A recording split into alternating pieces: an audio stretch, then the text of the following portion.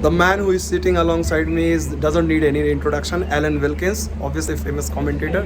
Alan, first of all, I just want to know, and whole India wants to know, when you look at this Indian team, your first thoughts come to, because even a second string Indian team did so well in Zimbabwe. Well, yeah, I mean, there's an awful lot of talent in this side, and when you think that you can even pick a third team and there's so much talent. So I think what is good for India is that there is competition for places, and that competition is healthy, and you're looking at top order, middle order, even the keepers. There's 3 wicket keepers in this side alone, and then you've got your fast bowling department, you've got your spinners, so each base is covered by India, by BCCI, and the competition is healthy. You are an Englishman and neutral person, so obviously the big series, the Asia Cup, where India is going to play 3 matches. How do you look at this India-Pakistan contest, always from a neutral perspective?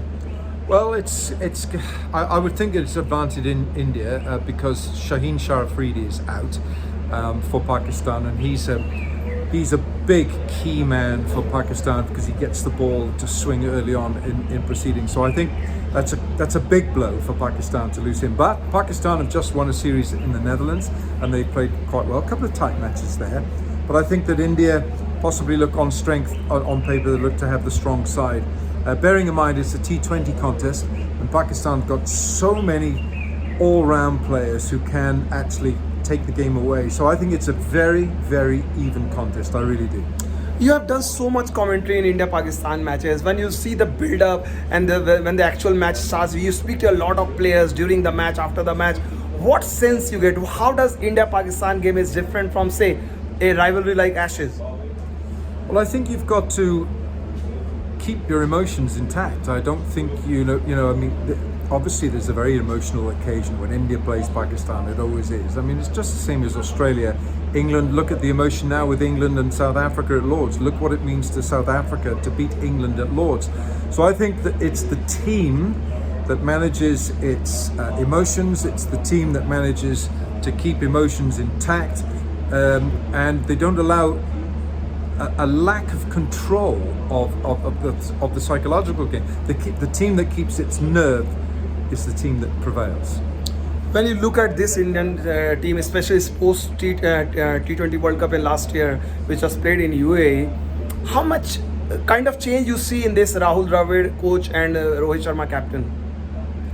Well, I think Rahul wants to do it his way, and I think Rahul is as he was as a cricketer, he was very methodical.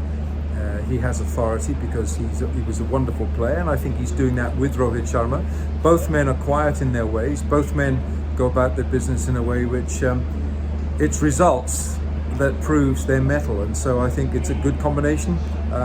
Just like Ravi Shastri, Virat Kohli was a good combination, and I think it's 2 people who actually dovetail well, and it's a very good combination. Last couple of questions, Alan. When you look at someone like Hardik Pandya is in this team, a lot of people feel that the Hardik Pandya, if you remove Hardik Pandya, it's a different Indian team. Do you think so?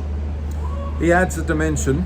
He's worked hard because it was only a year ago that he couldn't bowl. I saw him in Ireland when India beat Ireland with him as captain.